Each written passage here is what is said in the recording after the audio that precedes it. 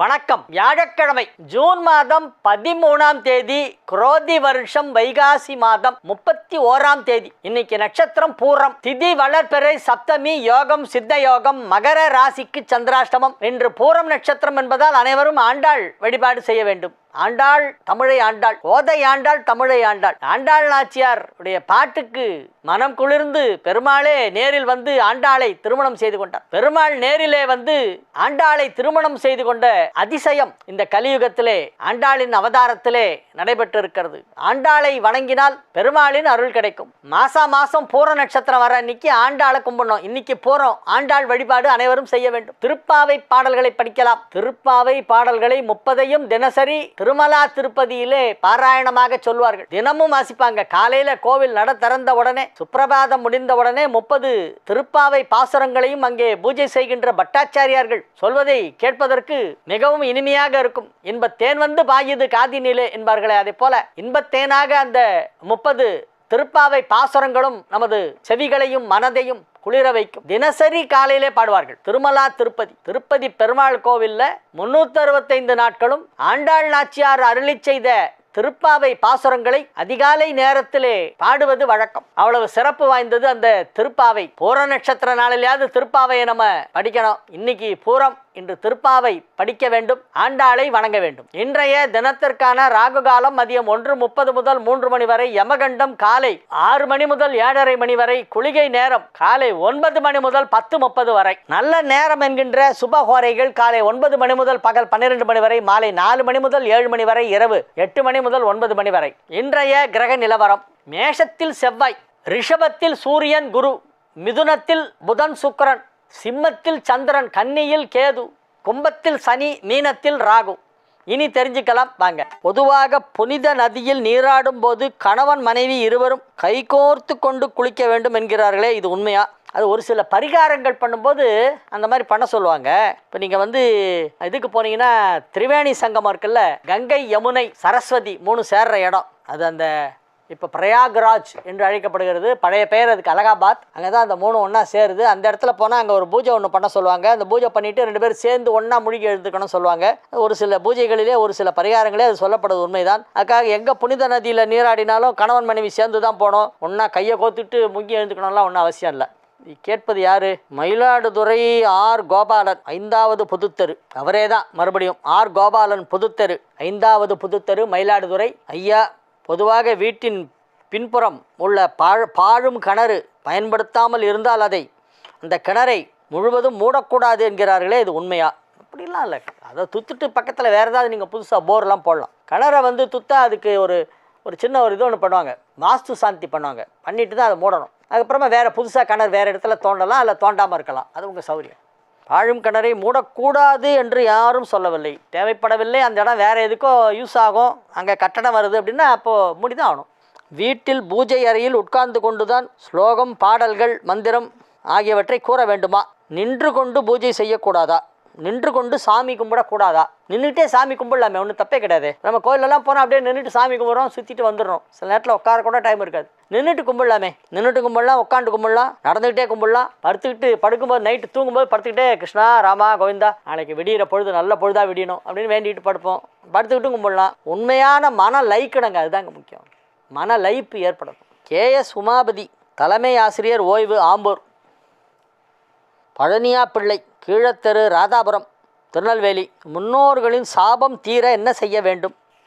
காசி கயாலாம் போயிட்டு அங்கே பிண்டம் போட்டு வரணும். ஆண்களுக்கு எந்த இடத்தில் மச்சம் இருந்தால் குடும்பம் வளமாக இருக்கும்? வலது உள்ளங்கையில் மச்சம் இருந்தால் ரொம்ப பெரிய யோகம் ஆண்களுக்கு. அதே மாதிரி வலது கன்னம், வலது தாடை நுனி, விரல் நுனி, இந்த ஆள்காட்டி விரல் நுனி அங்கே மச்சம் இருந்தாலும் அதிர்ஷ்டம். அவரே கேட்குறார், பிள்ளைகள் அதிக மார்க் வாங்க வேண்டும், படிப்பில் அதிக மார்க் வாங்குவதற்கு எந்த சாமியை கும்பிட வேண்டும்? கூத்தனூர் சரஸ்வதியை போய் கும்பிட்டுட்டு வாங்க. திருவாரூர் பக்கத்தில் இருக்குது கூத்தனூர், அங்கே போய் சரஸ்வதிக்கு தனி கோயில் இருக்குது. ஒரே இடம் இதுதான், அங்கே போய் கும்பிட்டு வாங்க.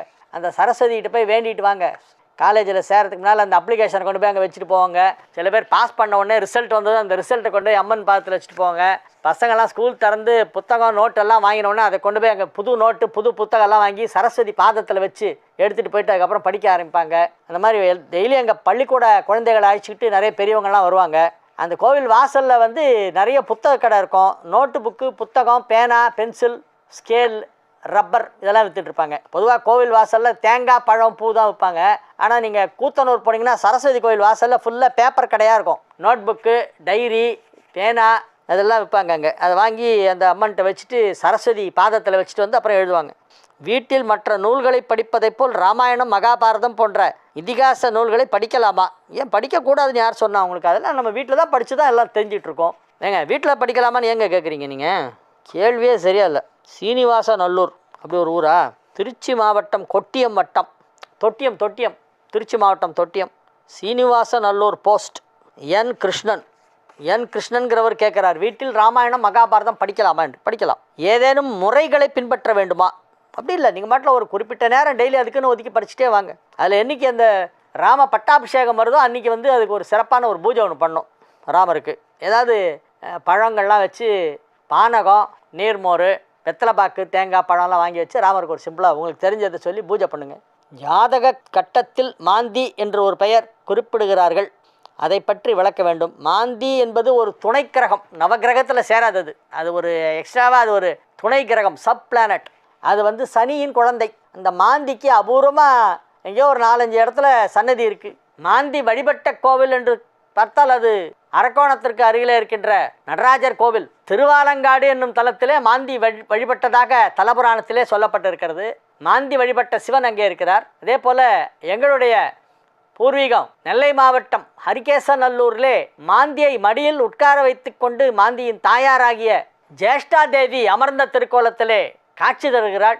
அதனால் நீங்கள் மாந்திக்கு பரிகாரம் பண்ணோன்னா ஹரிகேசநல்லூரில் போய் அந்த ஜேஷ்டா தேவி மடியில் மாந்தி உட்காந்துருப்பார், அங்கே போய் அவர் அர்ச்சனை பண்ணிட்டு வாங்க. மாந்தியை பற்றி விளக்கம் கேட்கிறார். மாந்தி என்ன பண்ணும் அப்படின்னா, மற்ற கிரகங்கள் கொடுக்குற பலனை இடையில் வந்து தடுத்து நிறுத்தும், கைக்கு வரக்கூடாது. சில நேரங்களில் நமக்கு ஏதோ நல்லது நடக்க போகுது அப்படின்னு வெயிட் பண்ணிட்டு இருப்போம், லாஸ்ட் மினிட்ல அது தடங்கலாயிடும். அது மாந்தி தான் பண்ணும். அதனால் அந்த மாந்திக்கு வந்து பிற கிரகங்கள் கொடுக்கும் பலனை தடுத்து நிறுத்தும் சக்தி இருக்கிறது. அது தனியாக எதுவும் பண்ணாது, மற்ற கிரகங்கள் கொடுக்குற பலனை தடுக்கும். இதில் ஒரு நல்ல விஷயம் என்னென்னா, கெட்ட கிரகங்களோடு சேர்ந்தால் கெட்ட பலனை தடுத்துடும். தீமை செய்யும் கிரகங்களோட மாந்தி சேர்ந்துருச்சுன்னு வச்சுங்களேன், அது நம்ம கெடுதல் பண்ணும்போது அது வந்து கட் பண்ணி விட்ரும், அப்போ தீமை வராது. நன்மை செய்யும் கிரகங்களோடு சேர்ந்தால் நன்மையை தடுத்து விட்ரும், நன்மை செய்யும்போது அதை தடுக்கும்.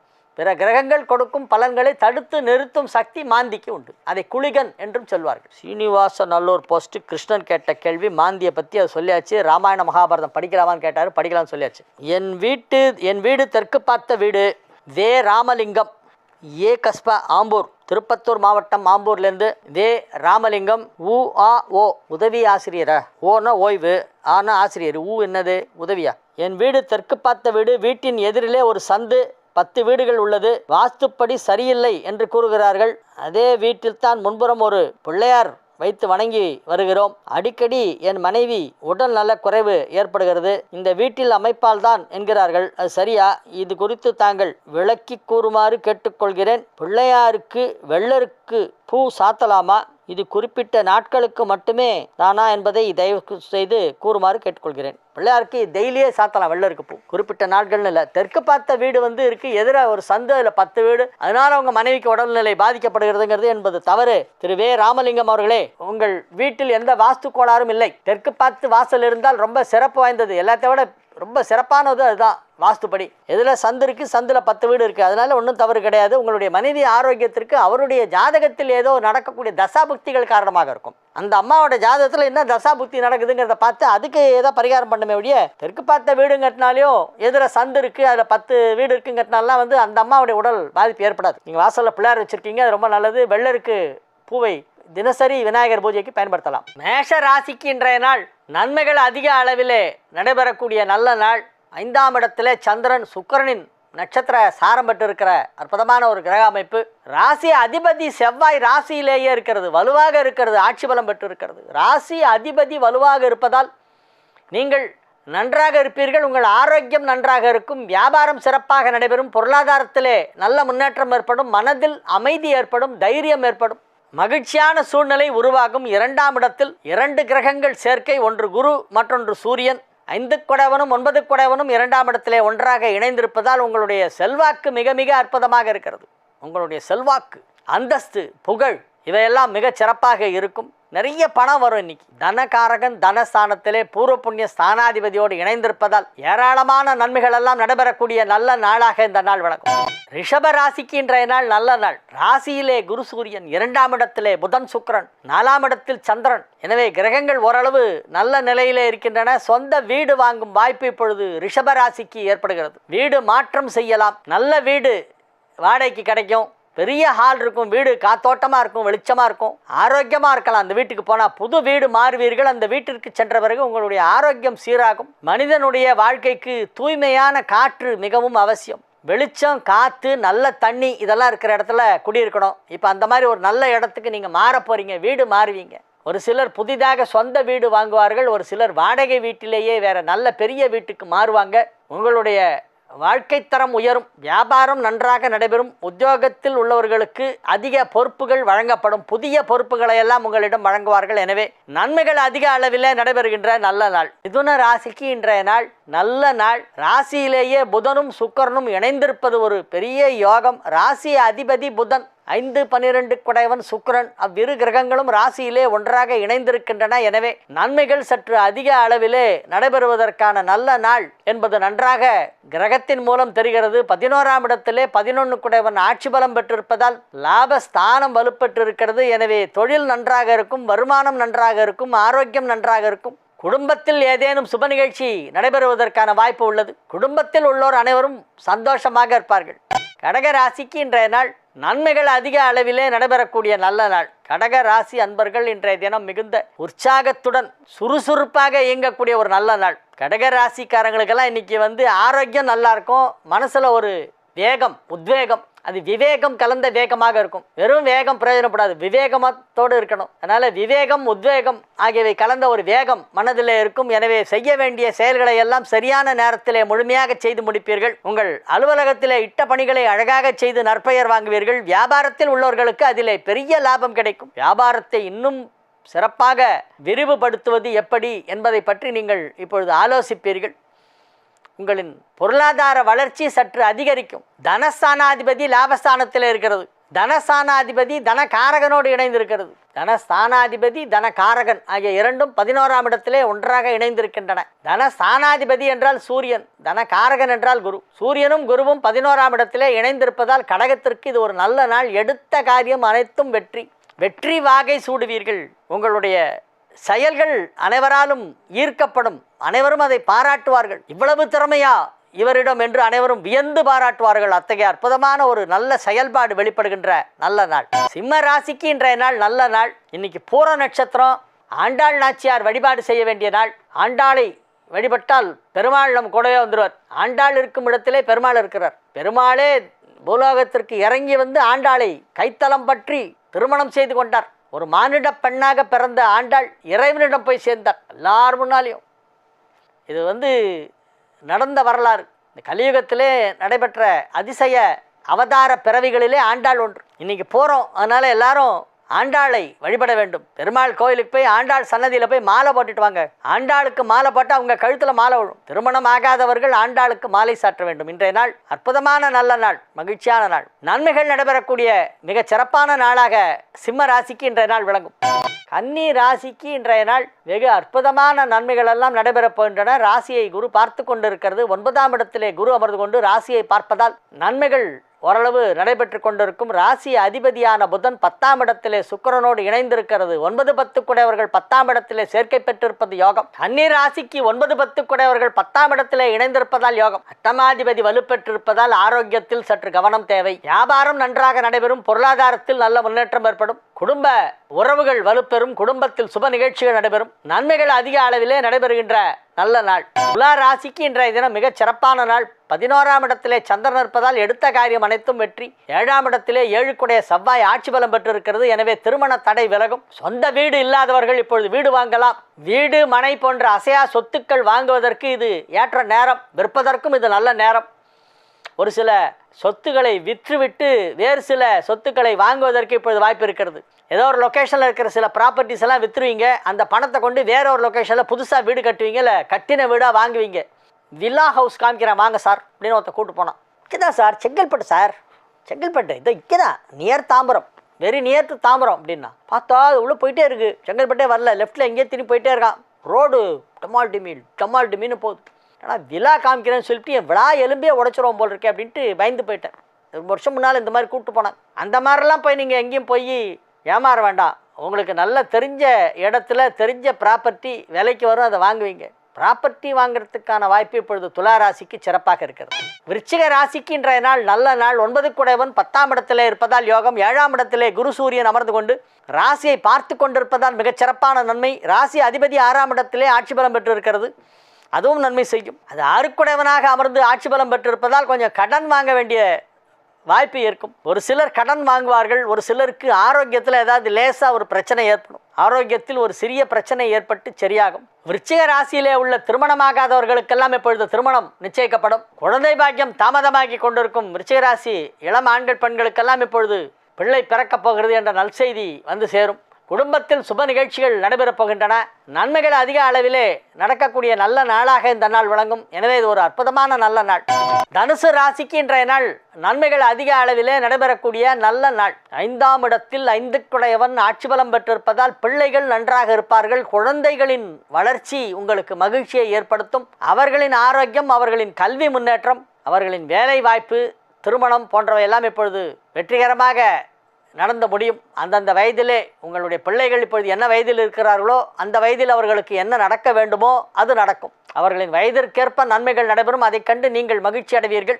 அனைத்து விதமான நன்மைகளும் நடைபெறக்கூடிய நல்ல நாளாக இந்நாள் விளங்குகிறது. வியாபாரத்தில் பெரிய வளர்ச்சி ஏற்படும். 10ஆம் இடத்தை குரு பார்த்து கொண்டிருப்பதால் 10 குடைவன் 7ஆம் இடத்திலே ஆட்சி பலம் பெற்றிருப்பதால் இப்பொழுது வியாபாரத்திலே நல்ல முன்னேற்றம் ஏற்படும். உத்தியோகத்தில் உள்ள தனுசு ராசியினருக்கெல்லாம் அலுவலகத்திலே புதிய பொறுப்புகளை வழங்குவார்கள். உங்களுக்கு முக்கியத்துவம் அதிகரிக்கும். வேலை பார்க்கும் இடத்திலே உங்களுக்கான முக்கியத்துவம் இம்பார்ட்டன்ஸ் ஜாஸ்தியாகும். எனவே இது ஒரு நல்ல நாள். மகர ராசிக்கு இன்றைய தினம் சந்திராஷ்டமம். எனவே புதிய முயற்சிகளில் இறங்க வேண்டாம். அமைதியாக இருக்கவும். கோவிலுக்கு சென்று ஆண்டாளுக்கு மாலை சாட்டுங்கள். மாலை சாட்டினாள் கோதை மாலை சாட்டினாள், மாலை சாட்டினாள் கோதை மாலை சாட்டினாள் அப்படின்னு போய் மாலை வாங்கி ஆண்டாள் சன்னதியில் போய் ஆண்டாள் நாச்சியாருக்கு மாலை போட்டு வணங்கிட்டு வாங்க. கும்ப ராசிக்கு இன்றைய நாள் நன்மைகள் நடைபெறுகின்ற நல்ல நாள். ராசியிலே ராசி அதிபதி ஆட்சி. 7ஆம் இடத்திலே சந்திரன், 5ஆம் இடத்திலே புதன் சுக்கிரன். இந்த 5ஆம் இடத்து புதன் சுக்கிரனால் உங்களுக்கு சில பதவிகள் கிடைக்கும். முன்பு நீங்கள் வகித்த பதவிகள் மீண்டும் இப்பொழுது உங்களிடம் ஒப்படைக்கப்படும். வாழ்க்கை தரம் உயரும். பொருளாதாரத்திலே நல்ல வளர்ச்சி ஏற்படும். வியாபாரத்தில் உள்ள கும்பராசியினருக்கெல்லாம் அதன் மூலமாக பெரிய வருமானம் வரும். உங்கள் வியாபார நிறுவனத்தின் பெயர் புகழ் மிகச் சிறப்பாக இருக்கும். எனவே நன்மைகள் அதிக அளவிலே நடைபெறுகின்ற நல்ல நாள். மீன ராசிக்கு இன்றைய தினம் மிக மிக சிறப்பான நன்மைகள் எல்லாம் நடைபெறப் போகின்றன. மீன ராசி அன்பர்கள் இன்றைய தினம் மிகுந்த மகிழ்ச்சியுடன் இருக்கக்கூடிய நல்ல நாள். 2ஆம் இடமான வாக்குஸ்தானத்திலே அந்த ஸ்தானத்திற்கு அதிபதியான செவ்வாய் வலுவாக ஆட்சி பலம் பெற்றிருப்பதால் பெரிய நன்மை. 2ஆம் இடம் வலுப்பெற்றிருப்பதால் வருமானம் அதிகமாக வரும். தனஸ்தானத்திலே தனஸ்தானாதிபதி வலுவாக இருக்கிறது. எனவே பொருளாதார வளர்ச்சி சற்று அதிகரிக்கும். செலவுகளும் நிறைய இருக்கும். 12ஆம் இடத்தில் 12 குடைவன் ஆட்சி. 2ஆம் இடத்தில் 2 குடைவன் ஆட்சி. 2 குடைவன் பணத்தை கொடுப்பான், 12 குடைவன் செலவு கொடுத்துட்டு இருப்பான். ரெண்டும் சம அளவில் கொடுத்துட்டு இருக்கும். நிறைய பணம் வரும், நிறைய செலவாகும். இதுதான் இன்னைக்கு. எனினும் நீங்கள் சந்தோஷமாக இருப்பீர்கள். நல்ல செலவுகள், மகிழ்ச்சியான செலவுகள். பெரிய பெரிய வீடெல்லாம் கட்டலாம். இப்போ பிரம்மாண்டமான முகப்பு கொண்ட வீடு கட்டுவீர்கள். ஃப்ரண்ட் அப்பியரன்ஸை பார்த்தோன்னே எல்லாரும் ஆடி போயிடுவாங்க. அப்பா இன்னும் பிரம்மாண்டமாக இருக்குது இந்த ஹவுஸ். இது எந்த ஆர்கிடெக்ட்? ரோமன் ஆர்கிடெக்டா, இஜிப்சியன் ஆர்கிடெக்டா, எந்த ஆர்கிடெக்ட்? இது ஃப்ரான்ஸ் மாதிரி இருக்குது. இந்த கட்டடம்லாம் ஃப்ரான்ஸில் அப்படி தான் இருக்கும். ஃப்ரெஞ்சு ஆர்கிடெக்டா அப்படின்லாம் கேட்பாங்க. கடைசியில் பார்த்தா ஒன்றுமே இல்லை. நம்ம ஊர், நம் நாட்டு அரண்மனைகள் பழைய காலத்தில் எப்படி இருந்ததோ அதை இப்பொழுது வேறு தினசில் மாற்றி போட்டு இதுதான் வந்து ஃபாரின் ஆர்கிடெக்ட் அப்படின்னா ஒன்று ஃபாரினோ அப்படின்னு எல்லாம் பார்ப்பாங்க. நம்ம உள்ளூருக்கு தான், உள்ளூர் சந்தை தான். உள்ளூர் சரக்கையே வெளியூர் லேபிள் ஒட்டி விற்றுருவாங்க. லேபிளை பார்த்தா வேறு ஏதோ கண்ட்ரி பேர் இருக்கும், உள்ளுக்குள்ளே பார்த்தாக்கா நம்ம லோக்கல் சரக்கு. அந்த மாதிரி தான் இருக்கும். இப்போது அந்த மாதிரி ஒரு ப்ராப்பர்ட்டி உங்களுக்கு வரும். அழகான வீடு வாங்குவீர்கள். அற்புதமான சொத்து வாங்குவதற்கு நல்ல நேரம் வந்துவிட்டது. உங்கள் குடும்ப வாழ்க்கை நன்றாக இருக்கும். வியாபாரத்தில் நல்ல வளர்ச்சி ஏற்படும். ராசிக்கு 10ஆம் இடத்தை புதன் பார்த்து கொண்டிருக்கிறது. எனவே நன்மைகள் அதிகமாக நடைபெறும். புதனும் சுக்கிரனும் 10ஆம் இடத்தை பார்த்து கொண்டிருப்பதால் நல்ல நாள். எனவே இன்று ஒரு சந்தோஷமான நாள். மீன ராசிக்கு நல்ல நாள். மாணவ செல்வங்கள் மேல் படிப்பு படிப்பதற்கான வாய்ப்பு கிடைக்கும். வாழிய